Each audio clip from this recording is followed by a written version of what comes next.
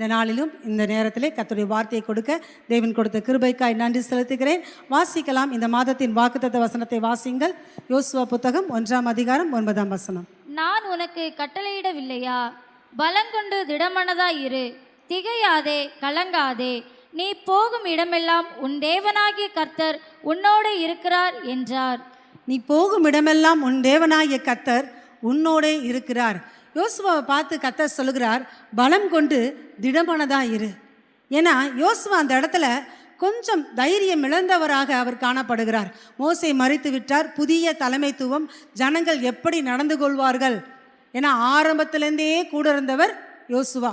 இந்த ஜனங்களுடையதான முறுமுறுப்புகள், தர்க்கிப்புகள், வாக்குவாதங்கள், இது எல்லாத்தையுமே பார்த்ததான யோசுவா சற்று தடுமாறின வேளையில் ஆண்டவர் சொல்லுகிறார், பலம் கொண்டு திடமானதாயிரு, நான் உன் கூட இருக்கிறேன் அப்படின்னு ஆண்டவர் சொன்னார். ஸோ யோசுவாவுக்கு மாத்திரமல்ல, இந்த இடத்துல வசனத்தை கேட்கிற உங்கள் யாவருக்கும் கர்த்தர் சொல்கிறார், பலம் கொண்டு திடமானதாக இருங்கள், நான் உங்கள் கூட இருக்கிறேன். நீ போகும் இடமெல்லாம் நம்முடைய தேவனாய கர்த்தர் நம்மோடு கூட இருக்கிறவராய் காணப்படுகிறார். இன்னொரு வசனம் வாசிங்க.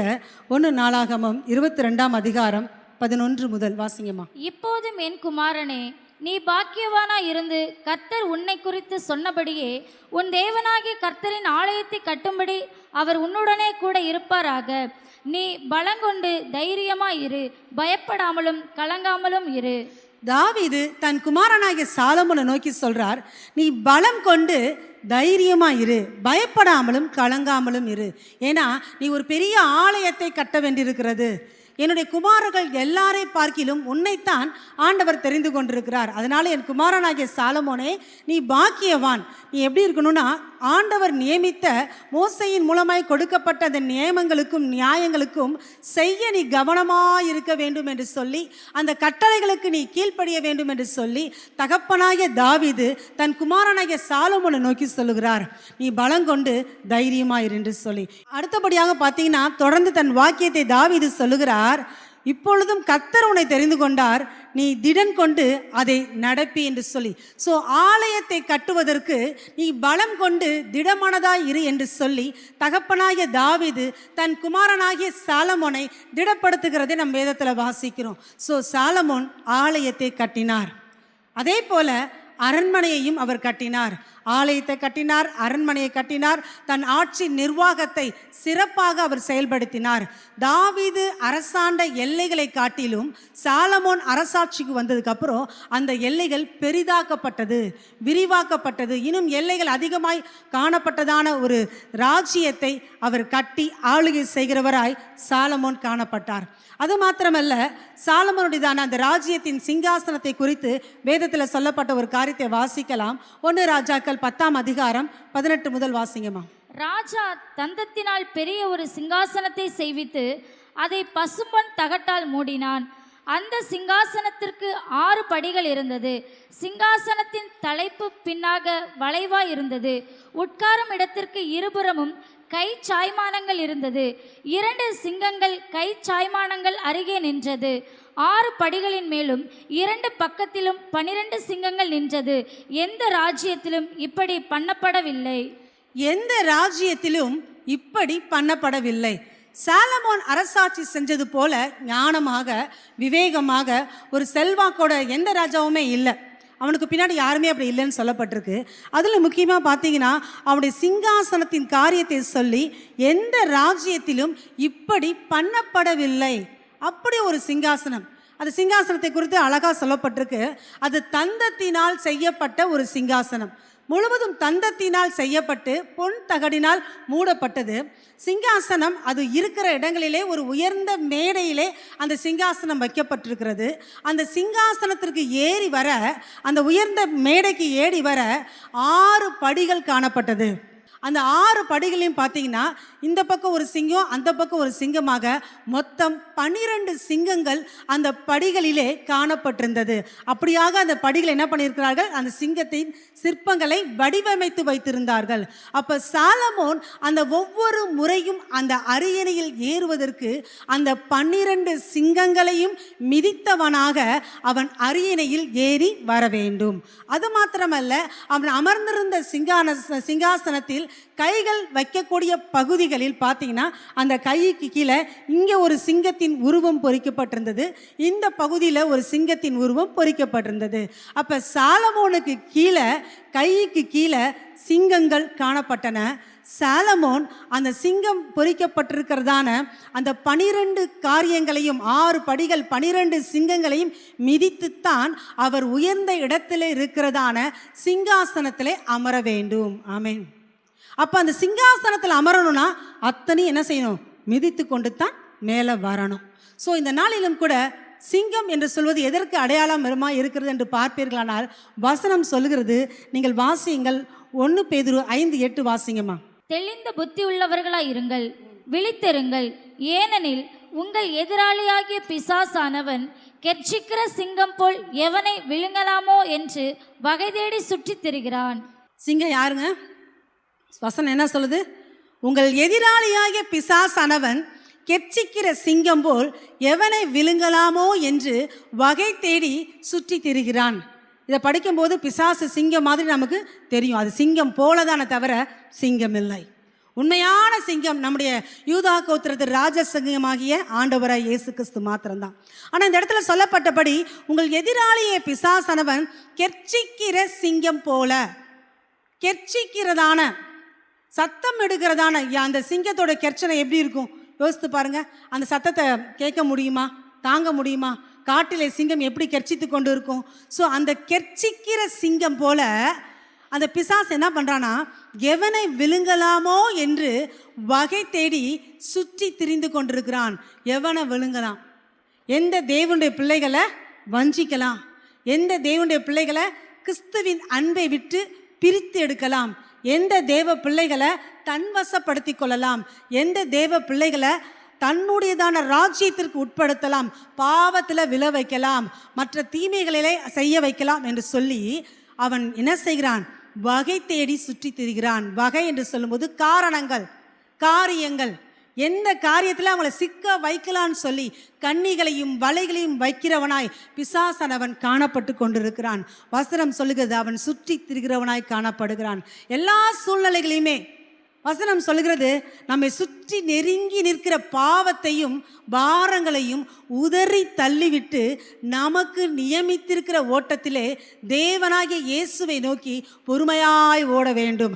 அப்போ சுற்றி தான் இந்த சிங்கங்கள் எல்லாம் இருக்குது. சிங்கம்லாம் தூரமாக இல்லை, சுற்றி தான் இருக்குது. நம்மளை சுற்றி பிரச்சனைகள் இருக்குது, நம்ம சுற்றி போராட்டங்கள் இருக்குது, நம்மளை சுற்றி பலவிதமான பலவீனங்கள் இருக்கிறது, பலவிதமான பாவங்கள் இருக்கிறது. அவைகள் எல்லாமே நம்ம சுற்றி இருந்தாலும் அவைகளை ஜெயிக்க இயேசு நமக்கு உதவி செய்வாராக. ஆமேன். ஏற்கனவே இயேசு சிலுவையிலே சாத்தானை ஜெயித்து விட்டார். ஏற்கனவே இயேசு சிலுவையிலே சத்துருவின் தலையை நசுக்கி விட்டார். ஆமேன். இந்த நாளிலும் கூட தாவீதின் குமாரனாகிய சாலமோன் அத்தனை சிங்கங்களையும் ஏறி வந்துதான் அரியணையில் அமர வேண்டும். தாவீதின் குமாரனாகிய இயேசு ஏற்கனவே பிசாசை ஜெயித்ததுனால இயேசுவின் பிள்ளைகளாகிய நீங்களும் நானும் அவருடைய வித்து நமக்குள்ளே இருக்கிறதுனால நாமும் நமக்கு விரோதமாக இருக்கிற எல்லா போராட்டங்களையும் ஜெயிக்க கர்த்தர் பலன் தருவாராக. ஆமேன். சிங்கங்கள் நம்மை சேதப்படுத்துவது இல்லை. ஆமேன். இந்த நாளிலும் கூட வாசிங்கள் சங்கீதம் 91 அதிகாரம் 13 வசனம் வாசிங்கம்மா. சிங்கத்தின் மேலும் விரியன் பாம்பின் மேலும் நீ நடந்து பால சிங்கத்தையும் வலு சர்ப்பத்தையும் மிதித்து போடுவாய். சிங்கத்தின் மேலும் விரியன் பாம்பின் மேலும் நீ நடந்து பால சிங்கத்தையும் வலு சர்ப்பத்தையும் மிதித்து போடுவாய். வசனம் சொல்லுகிறது, நீ சிங்கத்தின் மேலே நீ நடப்பாய் என்று சொல்லி அடுத்து பால சிங்கத்தை மிதித்து போடுவாய் என்று சொல்லப்பட்டிருக்கிறது. பாலம் சிங்கம் அப்படின்னா யங் ஸ்டேஜில் உள்ளதான சிங்கம். சிங்கம்னாலே ரொம்ப பவர்ஃபுல் தான். ஆனால் அந்த பால சிங்கம் பார்த்தீங்கன்னா ரொம்ப பவர்ஃபுல்லாக இருக்கும், ரொம்ப வெறிகொண்டு இருக்கும். ஸோ அந்த பால சிங்கம் யங் ஸ்டேஜ் அப்படிப்பட்டதான வாழ்கிற சிங்கங்களை கூட நம்ம மிதித்து போடுவோம் என்று சொல்லி வசனம் சொல்லுகிறது. யார் அப்படி மிதித்து போடுவோம், யார் அதன் மேலே நடப்போம் அப்படின்னு பார்த்தீங்கன்னா அந்த 91 அதிகாரம் அந்த முதல் வசனம் சொல்லுகிறது, உன்னதமானவரின் மறைவில் இருக்கிறவன் சர்வ வல்லவருடைய நிழலில் தங்குவான். யார் உன்னதமானவராகிய கர்த்தருடைய செட்டையின் கீழே அடைக்கலமாய் வருகிறார்களோ, யார் அவருடையதான செட்டையின் கீழே வந்து நிற்கிறார்களோ, அவருடைய பிரசன்னத்தில் இருக்கிறார்களோ, கர்த்தரை தெய்வ தெய்வமாய் வணங்கி கொண்டிருக்கிறார்களோ அவர்கள்தான் சிங்கங்களை ஜெயிக்க முடியும். ஆமேன். அவர்கள்தான் சிங்கங்களை மிதிக்க முடியும். அவர்கள்தான் அவர்களுடைய கால்களுக்கு கீழேத்தான் சிங்கங்கள் காணப்படுமே தவிர ஒரு நாளும் தலைக்கு மேலே சிங்கங்கள் என்ன பண்ண முடியாது, வர முடியாது. இன்னைக்கு தேவனுடைய பிள்ளைங்க வாழ்க்கையில போராட்டங்கள், பிரச்சனைகள், எத்தனையோ விதமான காரியங்கள் தான் சிங்கங்களைப் போல நம்மை வேதனைப்படுத்துகிற, கெர்ச்சித்து வந்து நிற்கிற சிங்கங்களைப் போல அவைகள் காணப்படலாம். ஸோ இந்த நாளிலும் கூட சாலமோன் எப்படி 12 சிங்கங்களை அவர் மிதித்து அரியணையில் ஏறினாரோ, நம்முடைய வாழ்க்கையில அழிக்க வேண்டிய 12 சிங்கங்களை குறித்து தான் நம்ம இன்னைக்கு பார்க்க போறோம். முதலாவது சிங்கங்களை வீழ்த்தினதான சில வீரர்களை குறித்து நான் உங்களுக்கு சொல்ல விரும்புகிறேன். வாசிங்கள் நியாயாதி புத்தகம் 14ஆம் அதிகாரம் 5 மற்றும் 6ஆம் வசனங்கள். அப்படியே சிம்சோனும் அவன் தாயும் தகப்பனும் திம்னாத்துக்கு போக புறப்பட்டார்கள். அவர்கள் திம்னாத் ஊர் திராட்சை தோட்டங்கள் மட்டும் வந்தபோது இதோ கெர்ச்சிக்கிற பாலசிங்கம் ஒன்று அவனுக்கு எதிராக வந்தது. அப்பொழுது கர்த்தருடைய ஆவி அவன் மேல் பலமாய் இறங்கினதினால் அவன் தன் கையில் ஒன்றும் இல்லாதிருந்தும் அதை ஒரு ஆட்டுக்குட்டியை கிழித்து போடுகிறது போல் கிழித்து போட்டான். ஆனாலும் தான் செய்ததை அவன் தன் தாய் தகப்பனுக்கு அறிவிக்கவில்லை. இதில் பார்க்குறோம், சிம்சோன் அவன் ஒரு பராக்கிரமசாலியா இருக்கிறான், பலம் கொண்டவனா இருக்கிறான். அந்த பலம் கொண்டதான இந்த சிம்சோன் சிங்கத்தை என்ன செய்கிறான், ஒரு ஆட்டை கிழிப்பது போல அவன் கிழித்து போடுகிறான். அவன் கையில் ஒரு ஆயுதமும் கிடையாது. ஆனாலும் தன்னுடைய வழியில எதிர்த்து வந்ததான அந்த சிங்கம், நீங்கள் வசனத்தை பார்த்தீங்கன்னா, இதோ கெர்ச்சிக்கிற பால சிங்கம் ஒன்று அவனுக்கு எதிராக வந்தது. அவனுக்கு எதிராக ஒரு பால சிங்கம் அது கெர்ச்சித்து கொண்டு வருகிறது. அந்த சிங்கத்தை ஒரு ஆட்டை கிழிப்பது போல அவன் கிழித்து போட்டான். இன்னைக்கு நம்மளுடைய வாழ்கிற வாழ்க்கையில நமக்கு எதிராக எவ்வளவு பிரச்சனைகள் வருகிறது, எத்தனை போராட்டங்கள் வருகிறது. அது எல்லாமே என்ன தெரியுமா, சிங்கங்கள். ஸோ சிங்கங்கள் நம்மளை சேதப்படுத்த முடியாது. இந்த சிம்சோன் எப்படி சிங்கத்தை ஒரு ஆட்டை கிழிப்பது போல கிழித்து போட்டானோ, அதே போல நமக்கு விரோதமாக இருக்கிற பிரச்சனைகள், நமக்கு விரோதமாக இருக்கிற போராட்டங்கள், நமக்கு விரோதமாக இருக்கிற வியாதிகள், பலவீனங்கள், இதெல்லாம் ஒவ்வொரு காரியமாக ஒரு சிங்கத்தை போல கெர்ச்சித்து கொண்டு வரலாம். சிங்கம் கெர்ச்சிக்கும் போது யார் பயப்படாதிருப்பான் என்று சொல்லப்பட்டிருக்கிறது. இந்த நாளிலும் கூட நமக்கு விரோதமாக இருக்கிற சத்துரு வைக்கிறதான எல்லா பலவீனங்கள், எல்லா போராட்டங்கள் எல்லாமே சிங்கத்தின் கெர்ச்சிப்பு போல வரலாம். ஆனால் தேவனுடைய ஆவியின் வல்லமையினால் நாம் அவைகளை ஜெயிக்க முடியும். ஆமேன். உலகத்தில் இருக்கிறவங்க ஜெயிக்க யோசிப்பாங்க, அவங்களால ஜெயிக்க முடியாம போகலாம். ஆனால் இந்த இடத்துல வந்திருக்கிற தேவனுடைய பிள்ளைகள், நீங்கள் ஆவியில் பலன் கொண்டவர்களாய் இருப்பீர்களானால், ஆவியில் பலமுள்ளவர்களாய் இருப்பீர்களானால், நீங்கள் உங்களுக்கு விரோதமாய் வருகிற போராட்டங்களை ஜெயிக்க முடியும். ஆமேன். நீங்கள் உங்களுக்கு விரோதமாக இருக்கிற பிரச்சனைகளை ஜெயிக்க முடியும். அவைகள் சிங்கங்களைப் போல எதிர்த்து உங்களுக்கு விரோதமாய் வந்து நிற்கலாம். சில மனிதர்களுடைய வார்த்தைகள் கூட சிங்கத்தின் கெர்ச்சனையை போல உங்களுக்கு நோக்கி வரலாம். வாசிங்க சங்கீதம் 22:13 வாசிமா. பீறி கெர்ச்சிக்கிற சிங்கத்தை போல் என்மேல் தங்கள் வாயை திறக்கிறார்கள். சிங்கங்களைப் போல தங்கள் வாய்களை திறக்கிறார்கள். இன்னைக்கு உலகத்தில் மனுஷங்க என்ன பண்றாங்க, நமக்கு விரோதமாக வாய்களை திறக்கிறாங்களா? குடும்பத்தில் திறக்கிறாங்க, அடுத்து கூட பிறந்தவங்களும் திறக்கிறாங்க, அடுத்து வேலை செய்கிற இடத்துல வாயை திறக்கிறாங்க. நமக்கு விரோதமாய் வசனிக்கிறார்கள், நமக்கு விரோதமாய் தீமைகளை பேசுகிறார்கள், நமக்கு விரோதமாய் நிந்திக்கிறார்கள், நம்மை அவதூறு பண்ணுகிறார்கள், நமக்கு விரோதமாய் ஏளனமாய் பேசுகிறார்கள். எத்தனையோ விதமான வார்த்தைகள், பட்டயத்தை போல அநேக காரியங்கள் நம்மளை சூழ்ந்து நிற்கலாம். அவைகள் எல்லாம் கெர்ச்சிக்கிற சிங்கங்கள், நமக்கு விரோதமாக எழுப்பப்பட்டு வருகிற சிங்கங்கள். ஆனால் அந்த சிங்கத்தை பார்த்து, அந்த வார்த்தையை பார்த்து நம்ம என்ன பண்ணக்கூடாது, பயந்துடக்கூடாது. ஆமேன். சிம்சோன் கையில் ஆயுதம் இல்லை, ஆனால் ஆண்டவருடைய பலன் இருந்துச்சு, ஆண்டவருடைய பலன் இருந்துச்சு, ஆவியானுடைய வல்லமை இருந்துச்சு.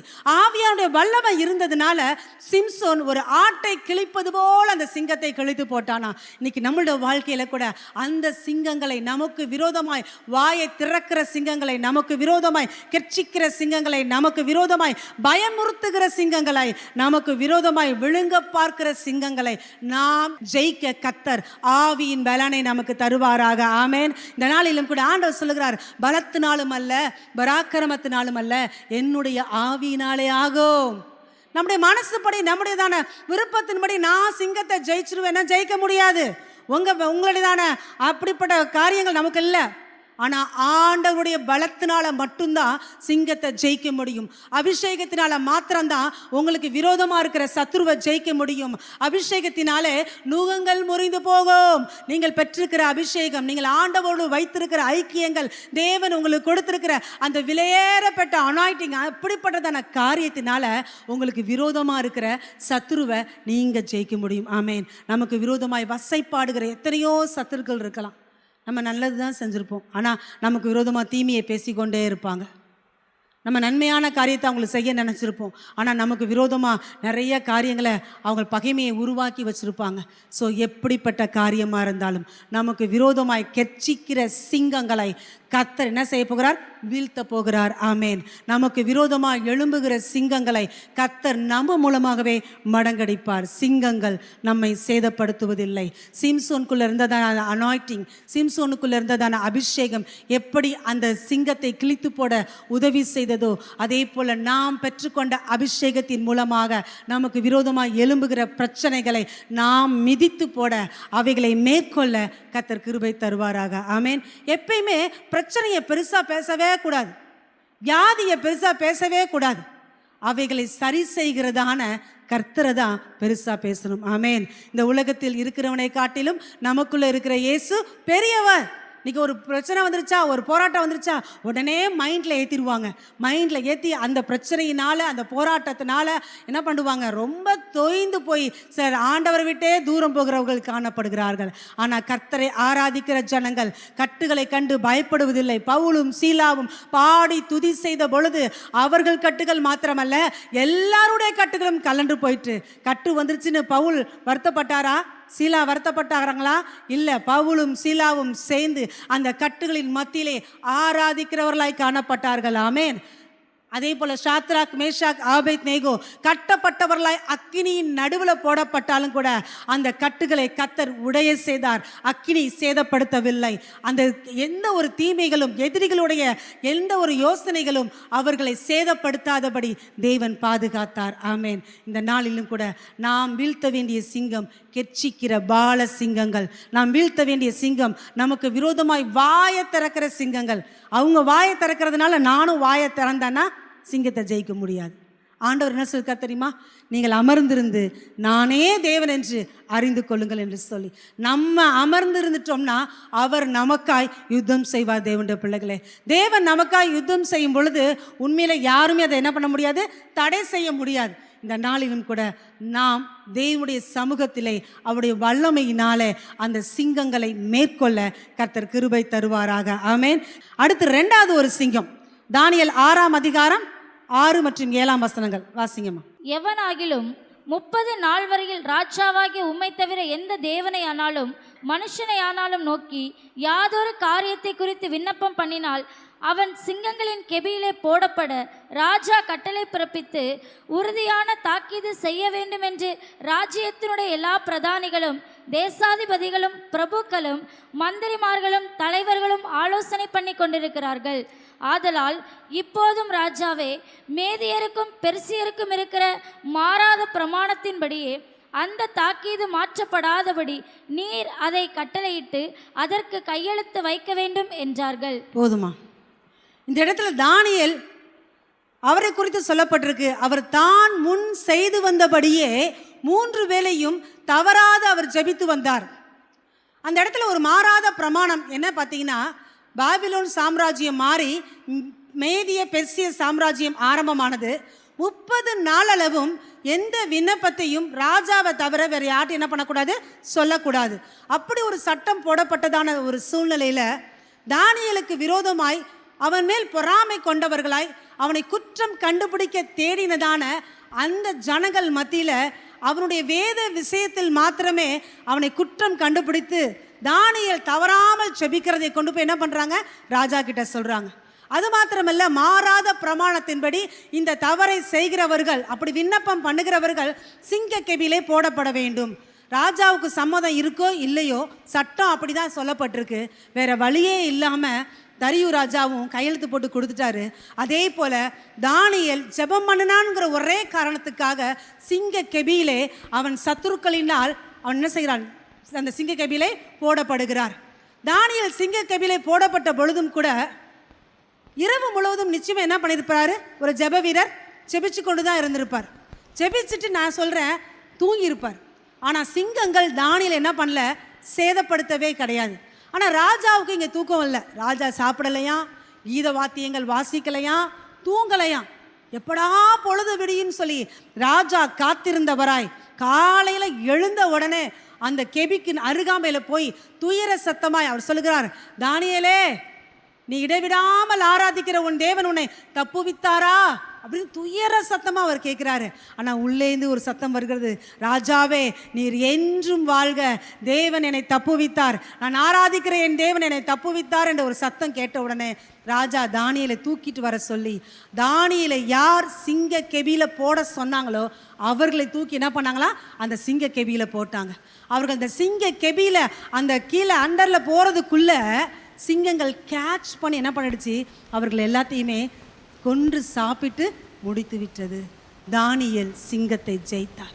ஒருவேளை சிம்சோனை போல அவர் பராக்கிரமசாலியா இல்லை, யுத்த வீரனா இல்லை, ஆனால் ஜெப வீரராய் காணப்பட்டார். ஆமேன். ஜெபிக்கிற ஒரு மனிதராய் காணப்பட்டார். யார் ஜெபிக்கிறவர்களாய் இருக்கிறார்களோ அவர்கள் பிரச்சனைகளை ஜெயிக்க முடியும். யார் ஆண்டவரை நோக்கி விண்ணப்பங்களை அவருடைய பாதத்தில் வைக்கிறவர்களாய் காணப்படுகிறார்களோ அவர்களுக்கு விரோதமாய் வருகிற எல்லா சூழ்ச்சிகளையும் அவர்கள் ஜெயிக்க முடியும். ஆமேன். இந்த நாளிலும் கூட தானியேல் புத்தகத்தில் வாசிக்கிறோம், ஒரு குற்றம் கூட சாட்ட முடியாத ஒரு வாழ்க்கை அவர் வாழ்ந்தார். ஆனால் அவர் மேலே எல்லாரும் பொறாமப்பட்டார்கள். அப்படி பொறாமைப்படுகிறதான ஒரு வாழ்க்கை அவருக்குள்ளே காணப்படுச்சு. உண்மையிலே இருக்கிறதுலே பெஸ்ட்டான ஆசீர்வாதம் தெரியுமா? மற்றவங்க பொறாமப்படுற மாதிரி வாழ்கிறது. தேவன் அப்படி தான் ஆசீர்வதிக்கிறார். ஈசாக்கு கொடுத்த ஆசீர்வாதத்தை பார்த்து அந்த தேசத்து ராஜா, பெலிஸ்திய தேசத்தின் அதிபதி என்ன செய்கிறான்? பொறாமைப்படுகிறவனாய் அவன் காணப்படுகிறான். தேவன் அப்படியாக ஈசாக்கை ஆசீர்வதித்து அந்த தேசத்தில் விருத்தி அடைய செய்தார். இந்த இடத்துல பார்த்தீங்கன்னா தானியேலோட உயர்வை கண்டு, தானியேல் ராஜாங்கத்தில் உயர்ந்த பதவியில் இருக்கிறதை கண்டு அவர்கள் பொறாமைப்பட்டவர்களாய் காணப்படுகிறார்கள். தானியேலுக்கு விரோதமாய் அவர்கள் ஒரு சூழ்ச்சியை செய்தாலும் யார் அந்த சூழ்ச்சியை செய்தார்களோ அதிலே அவர்களே விழுந்து போனார்களே தவிர தானியேல் தப்புவிக்கப்பட்டார். ஆமென். இன்னைக்கு இந்த இடத்துல வந்திருக்கிற நம்முடைய வாழ்க்கையில் கூட நம்மளை தள்ளி விடணும், நம்மளை வீழ்த்தணும், நமக்கு விரோதமாக எழும்பி இருக்கிற எத்தனையோ மனிதர்கள் இருக்கலாம். நமக்கே தெரியாமல் அவர்கள் சூழ்ச்சிகளை செய்து கொண்டிருக்கலாம். நமக்கே தெரியாமல் சில படுகொலிகளை நமக்கு விரோதமாக வெட்டி கொண்டிருக்கலாம். ஆனால் வேதம் சொல்லுகிறபடியாக எவன் கல்லை புரட்டுகிறானோ அந்த கல் அவன் மேல் திரும்ப விழும். ஆமேன். யார் அப்படிப்பட்ட காரியத்தை செய்கிறார்களோ அவர்களே அதிலே விழுந்து போவார்கள். மொர்தெகாய் என்கிறதான ஒரு தேவ மனுஷன் இருந்தான். நல்ல ஒரு தேவ மனுஷன். தன்னை மதிக்கலைங்கிற ஒரே காரணத்துக்காக அவனை அழிக்க வேண்டும் என்று சொல்லி அவனுடைய குலத்துக்கு விரோதமாய் ஒரு சட்டத்தை ஏற்றினான் ஆமான். அது மாத்திரமல்ல, அவனுக்கென்று ஒரு தூக்கு மரத்தை செய்கிறவனாயும் காணப்பட்டான். காலங்கள் வந்தது. இது மொர்தெகாய் கூட தெரியாது. தூக்கு மரத்தை செய்த செய்தி மொர்தெகாய்க்கு தெரியாது. மொர்தெகாய்க்கு தெரிஞ்சால் இன்னும் கொஞ்சம் உபவாசம் பண்ணி ஜெபிச்சிருப்பார். ஆனால் அது கூட அவர் காதுக்கு ஆண்டவர் கொண்டு வரல அந்த நியூஸை. ஆனால் மொர்தெகாய் ஒரு ஜெபிக்கிற ஒரு தெய்வ மனுஷன். மொர்தெகாய் உபவாசிக்கிற ஒரு தேவ மனுஷன். ரெட்டுடுத்தி சாம்பலிலே படுத்துக்கொண்டு தன்னை தாழ்த்துகிற ஒரு தேவ மனுஷன். அவனுக்கு விரோதமாய் குழியை வெட்டினா கர்த்தர் சும்மா விடுவாரா? ராஜாவுக்கு தூக்கம் வரலை. ஒரு நாள் ராஜாவுக்கு இரவு நேரத்தில் தூக்கம் வரலை. அந்த நடுராத்திரியில் அவர் எழுந்து நடபடி புஸ்தகங்கள், அதாவது டைரி, அந்தந்த காலகட்டத்தில் அரண்மனையில் நடக்கிற சம்பவங்களை எழுதப்பட்ட அந்த நடபடி புஸ்தகங்கள் வாசிக்கப்பட்ட பொழுது மொர்தெகாய் செய்ததான செய்கை அந்த நன்மை காணப்படும் பொழுது அதற்கான வெகுமதிகளை கொடுக்க அந்த ராஜா என்ன செய்கிறார்? பிரயாசப்படுகிறவராய் காணப்பட்டார். ஆமேன். அதுக்கப்புறம் தான் செய்தி வருகிறது, அந்த மொர்தெகாய்க்கு விரோதமாய் ஆமான் தூக்கு மரத்தை செய்தான் என்று சொல்லி. எந்த ஆமான் தூக்கு மரத்தை செய்தானோ அந்த ஆமானை அதிலேயே தூக்கி போட கர்த்தர் கிருபை செய்கிறவராய் காணப்பட்டார். ஆமேன். யார் நமக்கு விரோதமாய் எழும்புகிறார்களோ, யார் நமக்கு விரோதமாய் எதிரிட்டு வருகிறார்களோ அவர்களை எதிர்க்கிற வல்லமை ஜெபத்தில் இருக்கிறது. ஆமேன். நமக்கு ஜெயம் எதுலங்க இருக்கு? ஜெபத்தில் இருக்கு. தானியேல் ஜெபிக்கிறவராய் காணப்பட்டார். மொர்தெகாய் ஜெபிக்கிறவராய் காணப்பட்டார். ஸோ நம்முடைய பிரச்சனைகளுக்காக, போராட்டங்களுக்காக மனித ஒத்தாசையை நாடாமல் தேவனை நோக்கி பார்க்கிற முகங்கள் ஒருபோதும் வெட்கப்பட்டு போவதில்லை. யார் தேவனை நோக்கி பார்க்கிறார்களோ, யார் தேவனிடத்தில் விசுவாசமா இருக்கிறார்களோ அவர்களுக்காக தேவன் எழும்பி யுத்தங்களை செய்கிறவராய் காணப்படுகிறார். ஆமேன். ஜெபிக்கிற தானியேல் சிங்கங்களை ஜெயித்தார். ஆமேன். அதே சிங்க கெபியில தான் தானியேல் போடப்பட்டார். சிங்கம் அவரை கடிச்சிச்சா? கடிக்கல. ஏன்? சிங்கத்தின் வாயை கர்த்தர் என்ன செய்தாரா? கட்டி போட்டார். தானியேலை சேதமாக்காதபடி கர்த்தர் கட்டி போட்டார். இன்னைக்கு உங்களுக்கு விரோதமா யாராவது வசைபாடி கொண்டு இருக்கிறார்களா? உங்களுக்கு விரோதமாய் வார்த்தைகளை பிரயோகப்படுத்தி கொண்டிருக்கிறார்களா? தீய அம்மான வார்த்தைகள் உங்களை நோக்கி வந்து கொண்டிருக்கிறதா? நான் உங்களுக்கு சொல்லுகிறேன், கர்த்தர் அவருடைய வாய்களை கட்டி போட வல்லவரா இருக்கிறார். ஆமேன். உங்களுக்கு விரோதமாய் வருகிற தீமையான வார்த்தைகளை, சாபமான வார்த்தைகளை, உங்களுடைய வாழ்க்கையை நொறுக்குகிறதான அந்த வார்த்தைகளை தேவன் பேச விடாதபடி சிங்கங்களின் வாய்களை கட்டினவர். அப்படிப்பட்டதான நபர்களுடைய வாய்களையும் கட்டி போட அவர் வல்லவரா இருக்கிறார். ஆமேன். ஒரு நாள் நம்முடைய வாழ்க்கையில சோர்ந்து போகக்கூடாது. தேவன் அவைகளை ஜெயிக்க உதவி செய்வார். இரண்டாவது, தானியேல் தன் ஜெபத்தின் மூலமாக சிங்கத்தை ஜெயிக்க கர்த்தர் கிருபை தந்தார். ஆமென். அவர் பராக்கிரமசாலி அல்ல, யுத்த வீரனும் அல்ல, ஆனால் ஜெப வீரன். அந்த ஜெபத்தின் மூலமாக அந்த தானியேல் சிங்கத்தை ஜெயிக்க கர்த்தர் கிருபை தந்தார். நம்மளை குற்றம் கண்டுபிடிக்கிறதான நபர்கள் யார் வேணாலும் இருக்கலாம். நம்ம மேல பொறாமைப்படுகிறவர்கள் யார் வேணாலும் இருக்கலாம். நம்ம மேல குற்றம் சாட்டுகிறவர்கள் யார் வேணாலும் இருக்கலாம். அவர்கள் வெட்கப்பட்டு போகத்தக்கதாய் தேவன் நம்முடைய தலையை உயர்த்த அவர் வல்லவரா இருக்கிறார். ஆமென். மூன்றாவது ஒரு ஜெப வீரரை, மூன்றாவது சிங்கத்தை ஜெயித்த ஒரு நபரை குறித்து வாசிக்கலாம். 1 சாமுவேல் 17:34 வாசி. தாவீது சவுலை பார்த்து, உம்முடைய அடியான் என் தகப்பனுடைய ஆடுகளை மேய்த்து கொண்டிருக்கிற போது ஒரு விசை ஒரு சிங்கமும் ஒரு விசை ஒரு கரடியும் வந்து மந்தையில் இருக்கிற ஒரு ஆட்டை பிடித்து கொண்டது. நான் அதை தொடர்ந்து போய் அதை அடித்து அதை அதன் வாய்க்கு தப்புவித்தேன். அது என்மேல் பாய்ந்தபோது நான் அதன் தாடியை பிடித்து அதை அடித்து கொன்று போட்டேன். அந்த சிங்கத்தையும் அந்த கரடியையும் உம்முடைய அடியானாகிய நான் கொன்றேன். இந்த இடத்துல சொல்லப்பட்டது போல தாவீது சொல்லுகிறார், ஆடுகளை அவர் மேய்த்து கொண்டிருந்த வேளையில அந்த ஆடுகளை பிடித்து கொண்டு போவதற்காக அங்கே ஒரு சிங்கம் வருகிறது. தாவீது சொல்லுகிறார், அந்த சிங்கத்தை நான் அடித்து அதை தொடர்ந்து போய் அதை அடித்து அதில் வாயில் இருக்கிறதான அந்த ஆட்டுக்குட்டியை நான் தப்புவித்தேன் என்று சொல்லி தாவீது சொல்லுகிறார். மூன்றாவது, நாம் ஜெயிக்க வேண்டிய ஒரு சிங்கம் என்ன அப்படின்னு பார்த்தீங்கன்னா, நமக்கு சொந்தமானவைகளை, நம்மிடத்துல இருக்கிறவைகளை கொள்ளை கொண்டு போகிறதான சிங்கம். எப்பயுமே பார்த்தீங்கன்னா பிசாசன என்ன பண்றான், நமக்கு சொந்தமானவைகளை திருடி கொண்டு போக அவன் முயற்சிக்கிறான். வசனம் சொல்லுகிறது, திருடன் திருடவும் கொல்லவும் அழிக்கவும் வருகிறானே அஞ்சி வேறு ஒன்றிற்கும் வரான் என்று சொல்லப்பட்டிருக்கு. அப்ப பிசாசு எதுக்கு வரான்? நம்முடைய ரட்சிப்பை திருட வரான், நம்முடைய பரிசுத்தத்தை திருட வரான், நம்முடைய விசுவாசத்தை சீர்குலைக்க வரான், நம்முடையதான ஆஸ்திகளை அழிக்க வரான். ஏதாவது ஒரு இடத்துல போய் பணத்தை உள்ள போட்டு, ஒரு பிசினஸ்ல உள்ள போட்டு, ஏதாவது ஒரு காரியத்துல, தேவையில்லாத காரியத்துல பணத்தை உள்ள போட்டு நம்முடையதான எல்லா பொருளாதாரத்தையுமே சீர்குலைக்க பிசாசு வகை தேடிக்கொண்டு இருக்கிறான். சோ நம்மளுக்கு உண்டானவைகளை திருடுவதற்கு வருகிறதான அந்த சிங்கத்தை இந்த தாவீதை போல நாம் ஜெயிக்க கர்த்தர் கிருபை தருவாராக. ஆமென். இந்த தாவீதுக்கு சொந்தமான ஒரு ஆடுகள், தாவீதோட நடந்த ஆடு, தாவீதின் மந்தையில இருந்த ஆடு இன்னைக்கு எங்க இருக்கு? சிங்கத்தின் வாயில இருக்கு. சோ தாவீது, ஒருவேளை எனக்கு அப்பா கிட்ட நிறைய ஆடு இருக்கு, ஒரு ஆடை சிங்கம் தூக்கிட்டு போயிடுச்சு, ஓடிடுச்சு, அது போயிடுச்சு, அந்த இடத்துல நிக்கல, போயிடுச்சு, நம்ம ஏன் அதை தொடர்ந்து பிடிச்சுக்கிட்டு அப்படின்னு தாவீது என்ன பண்ணல, நினைக்கல. ஒரு ஆட்டுக்குட்டியா இருந்தாலும் அவன் விடல. இருக்கிற எல்லா ஆடையும் ஆட்டுக்குட்டிகளையும் விட்டுட்டு அந்த சிங்கத்தை தொடர்ந்து போய் அதை அடித்து அதன் வாயை கிழித்து அதன் வாயில இருக்கிற ஆட்டுக்குட்டி அவன் என்ன பண்ணானா, தப்புவித்தான். அந்த ஆட்டுக்குட்டியை ஜீவனோடு பெற்றுக்கொண்டான். அதே போல இன்னைக்கு தேவனுடைய பிள்ளைங்க வாழ்க்கையில, அவங்க வாழ்க்கையில இருக்கிற சந்தோஷங்கள், அவங்க வாழ்க்கையில இருக்கிற ஐக்கியங்கள், பிரிவினைகளை உண்டாக்கி அந்த காரியங்களை என்ன பண்றான், திருடி கொண்டு போய் விடுகிறான். நிம்மதியை திருடிட்டு போயிடுறான், சமாதானம் காணாம போயிடுது, சந்தோஷம் இருக்கிற இடம் இல்லாம போயிடுது, பொருளாதாரத்துல சீர்குலைவுகள் வந்துடுது. இன்னைக்கு பாத்தீங்கன்னா ஒரு சில தேவனுடைய பிள்ளைகள் மற்றவங்களுக்கு உதவி செய்கிறங்கிற பேரில் சில ஹெல்ப்புக்காக நகையோ பணத்தையோ கொடுத்து ஏமாந்து போயிருக்கிறவங்க இன்றைக்கி நிறைய பேர் இருக்கிறாங்க. உதவி கேட்டாங்கன்னு தான் கொடுத்தேன், ஆனால் இன்னைக்கு வரைக்கும் திரும்பி வரலன்னு சொல்லி கொண்டு இருக்கிறாங்க. இன்றைக்கி ஆண்டவர் சொல்லுகிறார், உங்கள் வாழ்க்கையில் நீங்கள் எதெல்லாம் இழந்து போனீங்களோ, எதெல்லாம் உங்கள் வாழ்க்கையில் உங்களை விட்டு கடந்து போச்சோ, அதை எல்லாவற்றையும் திரும்ப நீங்கள் பெற்றுக்கொள்ளுகிற ஒரு நாளை கர்த்தர் வைத்திருக்கிறார். ஆமென். தாவீது தன் வாழ்க்கையில் இழந்து போன எல்லாவற்றையும் திரும்ப பெற்றுக்கொண்டான். ஒரு சமயம் சிக்லாக் அப்படிங்கிறத ஊரில் பார்ப்பேன். தாவீது யுத்தத்துக்கு அவன் கடந்து போன வேளையிலே அமலேக்கியர் வந்து சிக்லாக்கை கொள்ளை அடித்து கொண்டு போய்விட்டார்கள். அந்த இடத்துல இருக்கிற எல்லா பெண்கள், குழந்தைகள், மிருக ஜீவன்கள் எல்லாமே கொள்ளை கொண்டு போய்விட்டார்கள். வந்து பார்த்தா ஒண்ணுமே இல்லை. தாவீது அழுதான். தன் பலனுக்குள்ள மட்டும், தன் பலனிற்கு மட்டும் அவன் அழுதான். அழுதவன் அழுததோடு நிற்கல, ஆண்டவர்கிட்ட கேட்குறான், இந்த தொண்டை பின்தொடரலாமா என்று சொல்லி. ஆண்டவர் தொடர்ந்து போ, உனக்கு அதை மீட்டு தருவேன்னு சொல்றார். அதே போல தாவீது தொடர்ந்து போய் அந்த அமலேக்கியரை முறியடித்து சிக்லாக்கிலே இழந்து போன எல்லாவற்றையும் ஒன்றும் குறைவுபடாமல் எல்லாவற்றையும் திருப்பி கொண்டு வர கர்த்தர் கிருபை செய்தார். ஆமென். இன்னைக்கு உங்கள் வாழ்க்கையில் நீங்கள் என்ன இழந்து போயிருக்கிறீங்க? உங்கள் வாழ்க்கையில் ஆரோக்கியத்தை இழந்து போயிட்டீங்களா? ஒரு காலத்தில் சுகமாக இருந்தேன், பலனாக இருந்தேன், இன்னைக்கு வியாதி, கை நிறையா மாத்திரை எடுத்து சாப்பிட்டு கொண்டிருக்கிறேன். அந்த ஆரோக்கியத்தை திரும்ப தேவனால் தர முடியும். தேவனுடைய பிள்ளைகளை, வசனம் சொல்கிறது, நான் உனக்கு ஆரோக்கியம் வர பண்ணி. அப்படிப்பட்டதான சிங்கங்களை ஜெயிக்க கர்த்தர் கிருபை தருவாராக.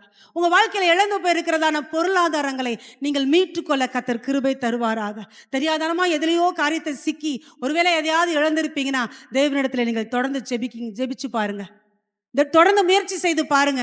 கர்த்தர் உங்களுக்கானவைகளை உங்களுக்கு கிடைக்க கர்த்தர் கிருபை செய்வார். இந்த தாவீது செய்ததான சீக்ரெட் என்னன்னு பார்த்தீங்கன்னா, அவன் தொடர்ந்து போனான். விடாமுயற்சி இருக்கணும். ஒரு தடவை ஆண்டோட ஜெபிச்ச, 2 தடவை ஜெபிச்ச, அதோட விட்டுட்டேன்னு இருக்கக்கூடாது. ஸோ இந்த நாளில் கூட சோர்ந்து போகாமல் ஜெபிக்க வேண்டும். ஸோ தேவ சமூகத்தில் விடாப்பிடியா தேவன் எனக்கு அதை மீட்டு கொடுப்பீராக என்று சொல்லும்போது கர்த்தர் நாம் இழந்து போனவைகளை திரும்பவுமாய் கர்த்தர் நமக்கு மீட்டு தர அவர் வல்லவராய் இருக்கிறார். ஆமேன். நமக்கு சொந்தமானவைகளை திருடி கொண்டு போனதான சாத்தானுடைய வல்லமைகளை கர்த்தர் முறியடிக்க உதவி செய்வாராக. ஆமேன். இன்னைக்கு தேவ பிள்ளைகளுடைய ரட்சிப்பை பிசாசு திருடி கொண்டு போயிடுறான். அந்த ரட்சிப்பில கடைசி வரைக்கும் நிற்க முடியல. வசனம் சொல்லுகிறது, உங்கள் ரட்சிப்பு நிறைவேற பிரயாசப்படுங்கள். அந்த ரட்சிப்பில நிலை கொள்ளாதபடி அந்த ஆத்துமாவை கொள்ளை கொண்டு போகிறான் பிசாசானவன். ஸோ இந்த நாளில் கூட நம்முடைய ஆத்துமாவை நாம் இழந்து போகாதபடி தேவன் வருகிற வரைக்கும், இல்லை நம்முடைய மரணம் வரைக்கும், நம்முடைய ஆத்துமாவிலே நம்முடைய ஜீவிய காலம் வரைக்கும் ஆண்டவருக்கென்று நாம் உண்மையாய் ஜீவிக்க, பரிசுத்தமாய் ஜீவிக்க கர்த்தர் கிருபை தருவாராக. ஆமேன். ஆண்டவராகிய இயேசு வருகிற பொழுது நம்முடைய விசுவாசத்தை விட்டு நாம் வலிவு போயிடக்கூடாது. நம்ம ரட்சிப்பை நம்ம தொலைச்சிடக்கூடாது. அந்த நேரத்தில் போய் ஐயோ அது இல்லையே இது இல்லையேன்னு தேடக்கூடாது. 10 கன்னிகைகள் இருந்தாங்க, 5 பேர் ஆயத்தமாக இருந்தாங்க.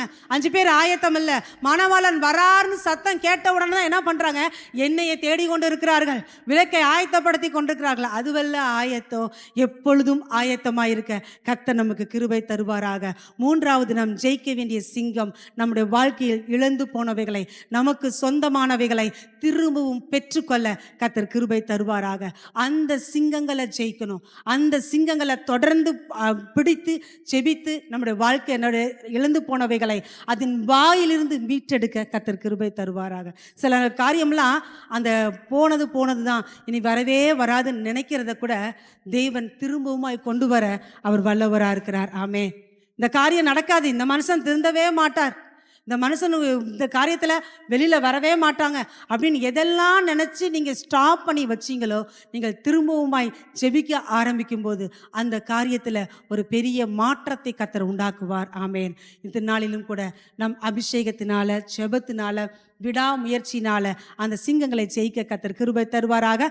4வது ஒரு மனிதரை குறித்து எடுக்க விரும்புகிறேன். வாசிங்க 2 சாமுவேல் 23:20. பராக்கிரமசாலியாகிய யோய்தாவின் குமாரனும் கப்சேயேல் ஊரானுமாகிய பெனாயாவும் செய்கைகளின் வல்லவனாய் இருந்தான். அவன் மோவாப் தேசத்தின் 2 வலுமையான சிங்கங்களை கொன்றதும் அல்லாமல் உறைந்த மழைக்காலத்தில் அவன் இறங்கி போய் ஒரு கெபிக்குள் இருந்த ஒரு சிங்கத்தையும் கொன்று போட்டான். சிங்கத்தை கொன்று போட்டான். இங்கே ஒரு மனிதனை குறித்து நம்ம வாசிக்கிறோம். இந்த பெயரை நீங்கள் அதிகமாக கேள்விப்பட்டிருக்க மாட்டீங்க. ஸோ பெனாயா அப்படிங்கிற ஒரு மனுஷன். இந்த பெனாயா யாருன்னா ஒரு பராக்கிரமசாலி. தாவீது கூட இருந்ததான பராக்கிரமசாலிகளில் அவன் ஒருவன். சாலமோன் ஆட்சி செய்யும் பொழுது அவன் படை தளபதியாக இந்த பெனாயா மாறினான். ஸோ இந்த பெனாயா அவன் 3 சிங்கங்களை அவன் என்ன செய்கிறான்? அழித்து போடுகிறான். முதல்ல எந்த சிங்கம் பார்த்தீங்கன்னா, மோவாப் தேசத்திலே 2 சிங்கங்களை அவன் கொன்றான். மோவாப் தேசத்திலே 2 சிங்கம் என்று சொல்லும் பொழுது, மோவாப் என்று சொல்லும்போது அது அருவருக்கப்பட்ட ஒரு தேசம். அந்த தேசத்தின் ஜனங்கள் கர்த்தருடைய சபைக்கு உட்படலாகாது என்று சொல்லப்பட்டிருக்கிறது. அப்படிப்பட்டதான தேசத்துல 2 சிங்கத்தை அவன் அழித்து போட்டான். ஸோ இந்த நாளிலும் கூட பெனாயாவை போல பராக்கிரமசாலிகளாய் நாம் என்ன செய்யணும்னா, அருவருப்புங்கிறதான சிங்கத்தை அழிக்க வேண்டும். முறைகேடு அப்படிங்கிறதான சிங்கங்களை அழிக்க வேண்டும். தேவன் விரும்பாத பாவத்தை அழிக்க கர்த்தர் நமக்கு கிருபை தருவாராக. ஸோ மோவாபின் சந்ததி எப்படி வந்ததுன்னு சொல்லி உங்களுக்கு எல்லாருக்குமே தெரியும். லோத்தின் குமாரத்திகள் என்ன செய்கிறாங்க, தவறு செய்து தகப்பன் மூலமாய் பெற்றெடுத்த பிள்ளைகள் தான் இந்த மோவாபின் சந்ததி. ஸோ இந்த மோவாபின் சந்ததி அருவருக்கப்பட்ட சந்ததி.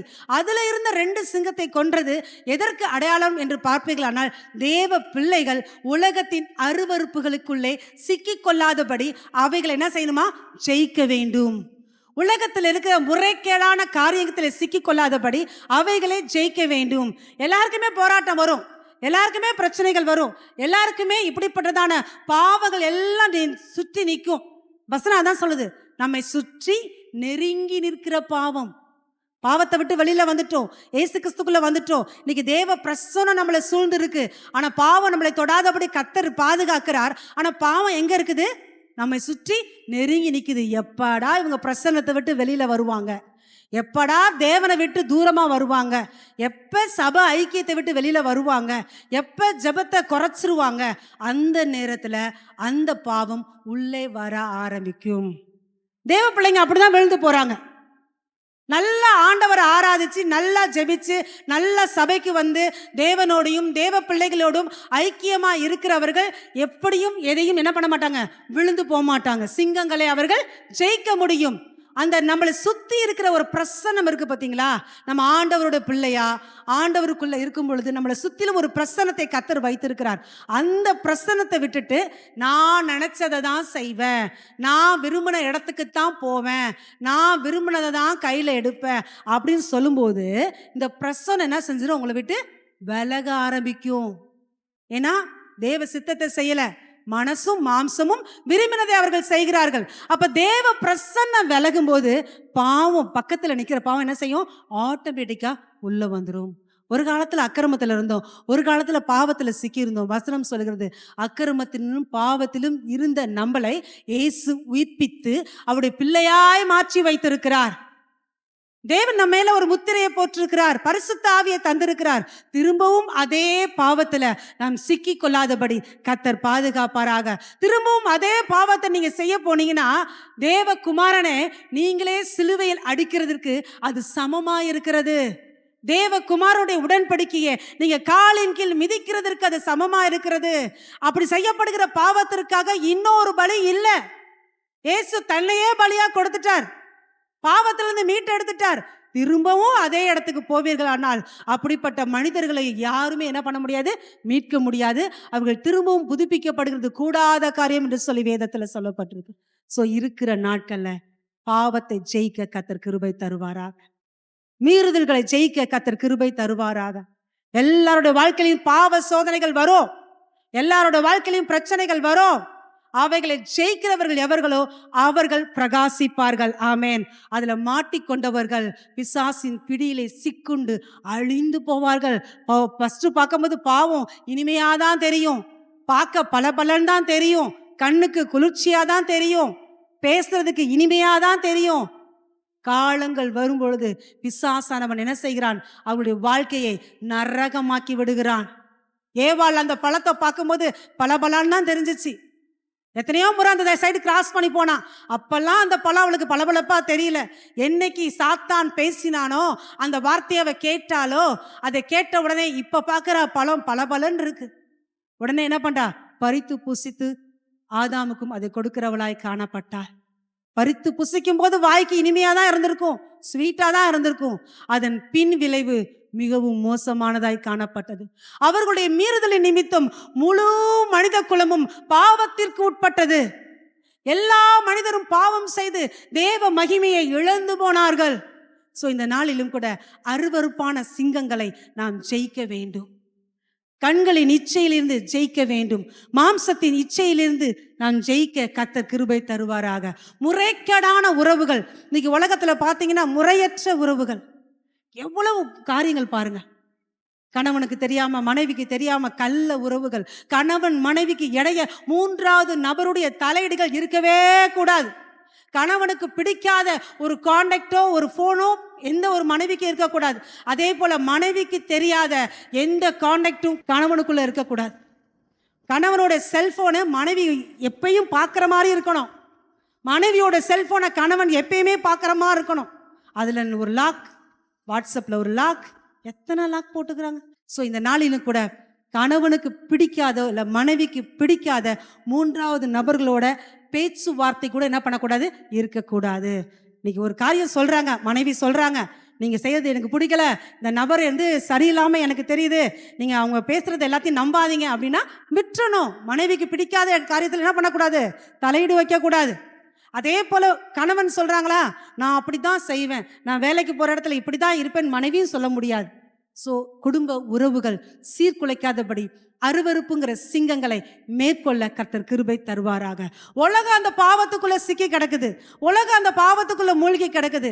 ஆனால் நீங்களும் நானும் வேறு பிரிக்கப்பட்ட பிள்ளைகள், நீங்களும் நானும் கர்த்தரால் தெரிந்து கொள்ளப்பட்ட பிள்ளைகள், நீங்களும் நானும் நித்திய ஜீவனுக்கு நியமிக்கப்பட்டவர்கள். தேவகுமாரன் வரும் பொழுது அந்த பரிசுத்த ஜீவியத்துல ஒருவேளை குறைந்து காணப்பட்டோம்னா தேவனுடைய ராஜ்யத்துக்குள்ள பிரவேசிக்க முடியுமா? இல்லை. முறைகேடான உறவு நீங்க உலகத்துல அப்படிதான் தாறுமாறா வாழ்ந்துட்டு இருக்கிறாங்க, தாறுமாறா பேசிட்டு இருக்கிறாங்க. ஆனா கர்த்தருடைய பிள்ளைகள் வேறு பிரிக்கப்பட்டவர்கள் இப்படிப்பட்ட முறைகேடான காரியத்தில் என்ன செய்யக்கூடாது, ஈடுபடக்கூடாது. ஆமேன். நம்ம எப்படி வாழணும்னு சொல்லி கர்த்தர் இந்த வேதாகமத்தில் நமக்கு அழகா சொல்லி கொடுத்திருக்கிறார். அவர் சொல்லிய வார்த்தையின்படி நடக்க கர்த்தர் கிருபை செய்வாராக. ஸோ இந்த நாளிலும் கூட அருவருப்புகளை ஜெயிக்க வேண்டும், முறைகேடுகளை ஜெயிக்க வேண்டும். மோவாப்பில் இருக்கிற 2 சிங்கத்தை இந்த பெனாயா ஜெயித்தது போல நாம் இந்த அருவருப்புகளையும் முறைகேடுகளையும் ஜெயிக்க கர்த்தர் கிருபை தருவாராக. கர்த்தருக்கு பயந்து நடக்கிற மனுஷன் எவனோ அவன் பாக்கியவான். கர்த்தருக்கு பயப்படுகிறதுனால் மனுஷர் தீமையை விட்டு விலகுவார்களாம். நமக்கு தெரியும் எது கரெக்டு எது சரியில்லைன்னு சொல்லி. ஸோ ஆண்டவர் என்ன பார்க்குறாருங்கிற ஒரு பயத்தோட வாழும்போது, மனைவி பார்க்கல, கணவன் பார்க்கல, பிள்ளைகள் பார்க்கல, ஆனால் ஆண்டவர் பார்க்கிறார். அந்த பயத்தில் வாழும் பொழுது கர்த்தர் நம்மை காத்துக்கொள்ள கிருபை தருவாராக. 2வது, அந்த கெபிக்குள்ள இருக்கிற சிங்கத்தை அவன் கொன்று போட்டான். கெபிக்குள்ள இருக்கிற சிங்கம் என்ன தெரியுமா? கெபிங்கிறது ஒரு பாதுகாப்பு. எதுவுமே நம்மளை அணுகாது, டக்குன்னு நம்ம என்ன பண்ணலாம், ரெஸ்ட் எடுக்கலாம், நம்ம இஷ்டப்படி இருக்கலாம் அப்படின்னு சொல்லி ஒரு பாதுகாப்புக்குள்ள அந்த சிங்கம் கெபிக்குள்ள படுத்து கிடக்கு. அந்த கெபிக்குள்ள போன பெனாயா கெபிக்குள்ள இருக்கிற சிங்கத்தை கொன்று போட்டான். அப்படின்னா என்னன்னா, ரகசிய பாவங்களுக்குள்ள சிக்கி கிடக்கிறதான காரியத்தை நம்ம என்ன பண்ணணும், தவிர்க்க வேண்டும். ரகசிய பாவம்ங்கிறதான அந்த காரியத்தை நாம் ஜெயிக்க கர்த்தர் நமக்கு கிருபை தருவாராக. இன்னைக்கு எத்தனையோ கர்த்தருடைய பிள்ளைகள் என்று சொல்லுகிறவர்கள் செல்போன்ல பார்க்க கூடாதவைகளை பார்க்கிறார்கள், பார்க்க கூடாத காரியங்களை சேமித்து வைக்கிறார்கள். தேவனுக்கு பிரியமில்லாத அருவருப்பான காரியங்களை அவர்கள் இச்சைகளுக்கு அடிமைப்பட்டவர்களாய் காணப்படுகிறார்கள். அதுதான் ரகசிய பாவங்கள். யாருமே எனக்கு தெரியாது, யாருமே அதை கேட்க முடியாது, யாருக்குமே தெரியாது என்று சொல்லி தனக்கு மாத்திரம் மறைத்து வைக்கிற ரகசியங்களை தேவன் என்ன செய்கிறார், வெறுக்கிறவராய் காணப்படுகிறார்.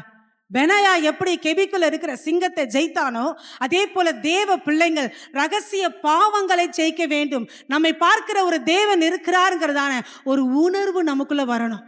தேவன் என்ன பார்க்கிறார், தேவன் என்னோடு கூட இருக்கிறார் அப்படிங்கிற உணர்வு நமக்குள்ள வரணும். செல்போன்ல எல்லாம் வரும், ஆனா எல்லாத்தையும் நம்ம என்ன பண்ணக்கூடாது, பார்க்கக்கூடாது. இது எனக்கு தகுதி இல்லை, இதை நான் பார்க்கக்கூடாது, இதை பார்த்தா கர்த்தர் பிரியப்பட மாட்டார் அப்படின்னு ஸ்கிப் பண்ணிட்டு போயிட்டே இருக்கணும். நம்ம என்ன பார்க்குறோங்கிறத மனுஷன் பார்க்கல, ஆனா கர்த்தர் பார்க்கிறார். ஆமேன். உங்களுக்கு தெரியுமா, நம்ம பார்க்குற எல்லாமே என்ன செய்யுது, ஒரு இடத்துல ஸ்டோர் ஆகிட்டே இருக்கு.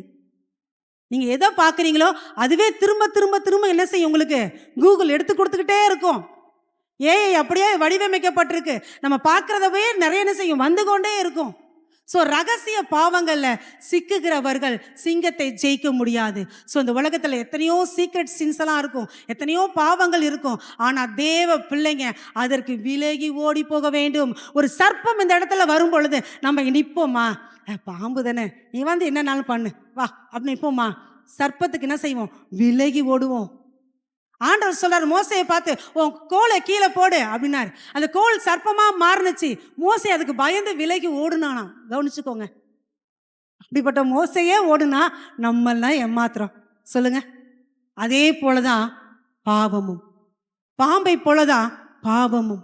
அந்த பாவத்தை ஜெயிக்க வேண்டும்.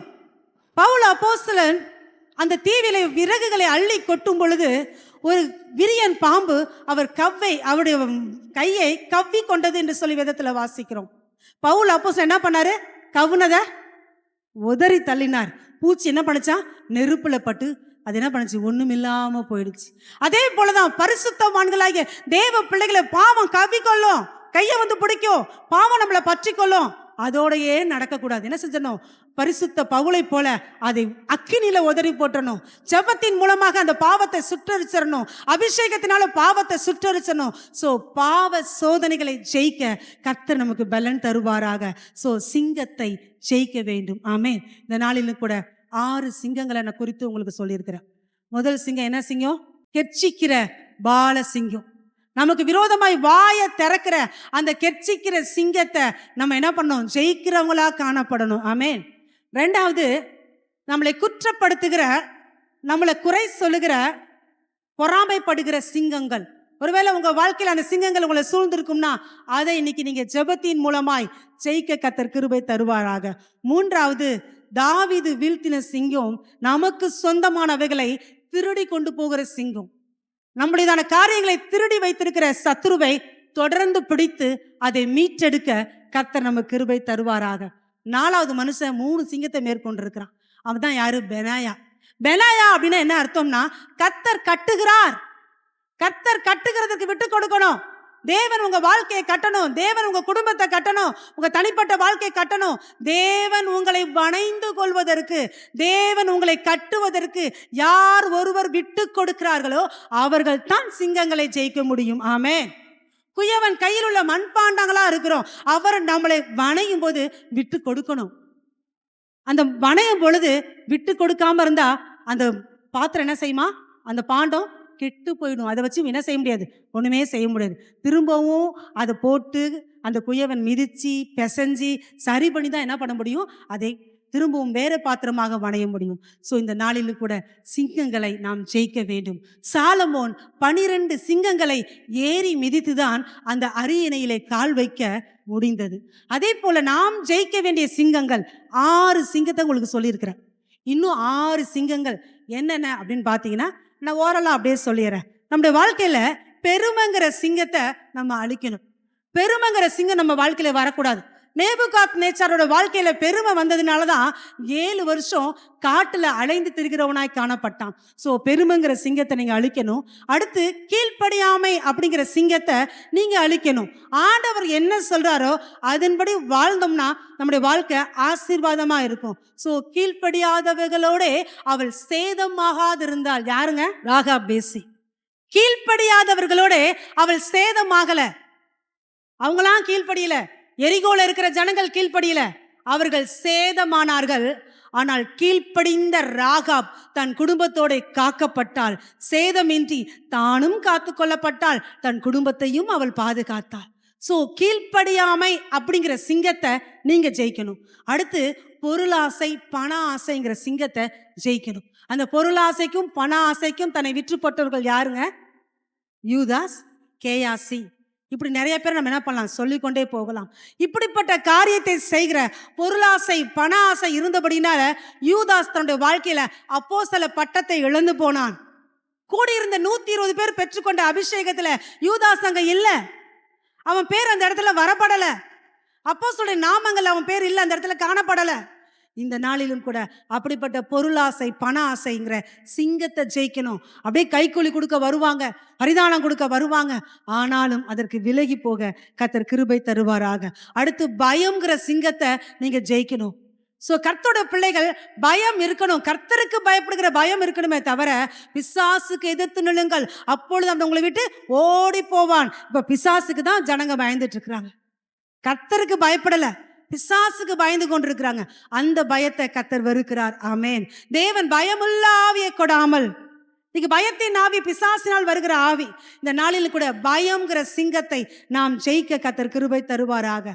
அடுத்து பாடுகள், பிரச்சனைகள்ங்கிறதான சிங்கத்தை ஜெயிக்கணும். நம்ம எல்லாருக்கும் பாடுகள் வரலாம், பிரச்சனைகள் வரலாம். பிரச்சனை இல்லாத மனுஷன் யாருமே கிடையாது. ஆனா எத்தனை பிரச்சனை வந்தாலும் பாடுகள் வந்தாலும் அவைகளை ஜெயிக்க ஆண்டவர் நம்மை பலப்படுத்துவாராக. ஆமென்.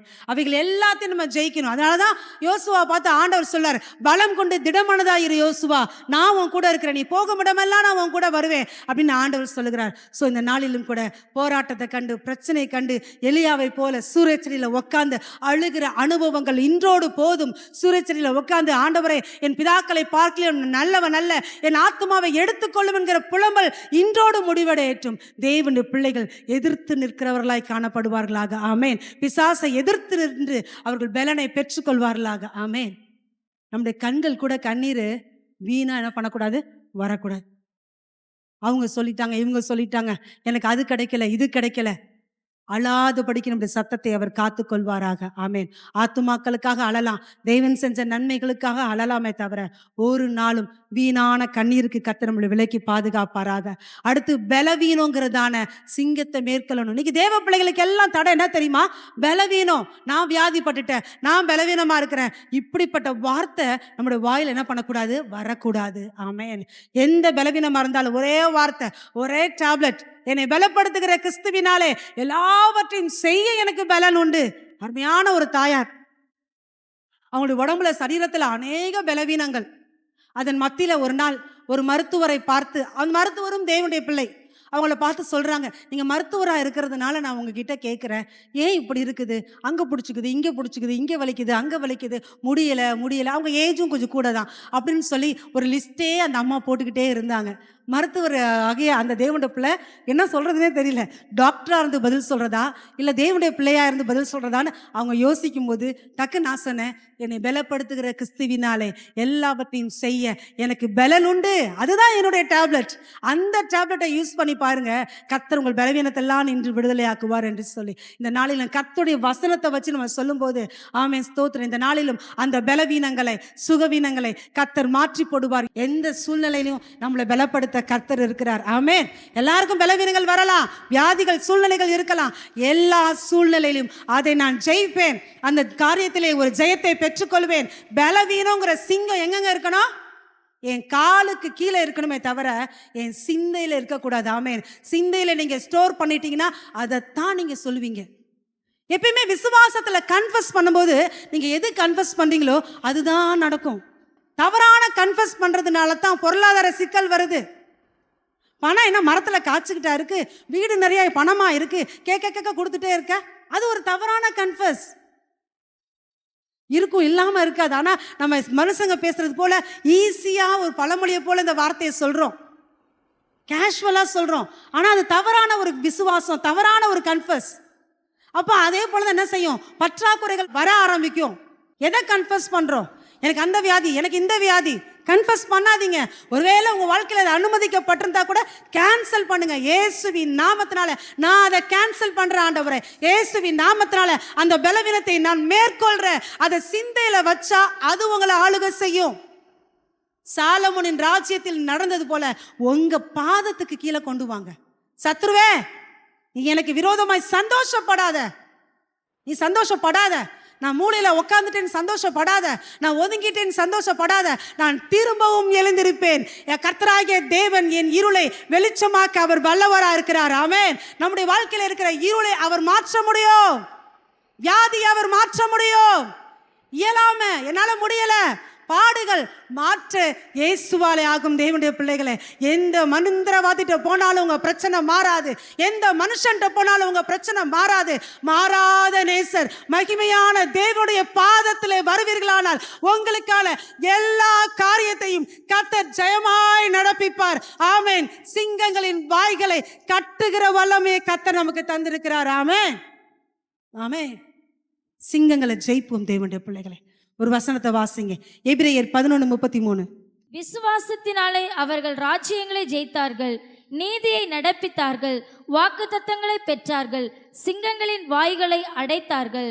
சிங்கங்களின் வாய்களை அடைக்கத்தக்கதாய் தேவனுடைய வல்லமை வெளிப்படட்டும். ஆமென். நமக்கு விரோதமாய் போராடுகிற சிங்கங்களை நாம் ஜெயிக்க போறோம். ஆமென். இந்த நாளில் தேவ சமூகத்தில் சொல்லுங்க, வாய்களை திறந்து சொல்லுங்க. இந்த பிரசங்கத்தை கேட்கும் போதே தேவன் உள்ளத்திலே உணர்த்துவார்களால் உங்களுக்கு விரோதமா இருக்கிற பிரச்சனைங்கிற சிங்கங்கள், பலவீனம்ங்கிற சிங்கங்கள், அப்படிப்பட்ட பொல்லாத சிங்கங்கள் எல்லாம் இயேசுவின் நாமத்திலே ஜெயிக்க எனக்கு கிருபை தாங்க ஆண்டவரே.